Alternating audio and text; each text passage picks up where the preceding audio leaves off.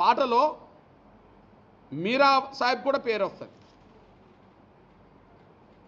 ఎస్సీలది, బీసీలది, మైనార్టీలది, అగ్రకులాల్లో ఉన్న వాళ్ళందరిది వస్తుంది, బ్రాహ్మణులది కూడా వస్తుంది. ఇప్పుడు ఎవరి పేరు లేకుండా పోయింది కదా. అంటే బహుశా అందశ్రీ రాసిన పాటల్లో రెడ్డి సామాజిక వర్గం పేరేమో లేనట్టున్నది, కాబట్టి మిగతా వాళ్ళ పేర్లు ఎందుకు పెట్టాలని చెప్పి అన్నీ తీసేసినట్టున్నది నేను అనుకుంటున్నా. అందశ్రీ రాసిన పాటల్లో స్ఫూర్తిని నింపిన ఒక రెడ్డి సామాజిక వర్గ ప్రముఖుడి పేరు లేనట్టున్నది.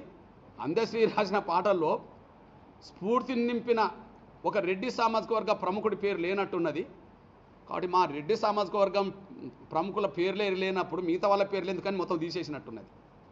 తీసేయమని ఈయన పాటలో మీరా సాహెబ్ కూడా పేరు వస్తుంది. ఎస్సీలది, బీసీలది, మైనార్టీలది, అగ్రకులాల్లో ఉన్న వాళ్ళందరిది వస్తుంది, బ్రాహ్మణులది కూడా వస్తుంది.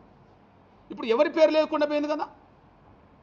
అంటే బహుశా అందశ్రీ రాసిన పాటల్లో రెడ్డి సామాజిక వర్గం పేరేమో లేనట్టున్నది, కాబట్టి మిగతా వాళ్ళ పేర్లు ఎందుకు పెట్టాలని చెప్పి అన్నీ తీసేసినట్టున్నది నేను అనుకుంటున్నా.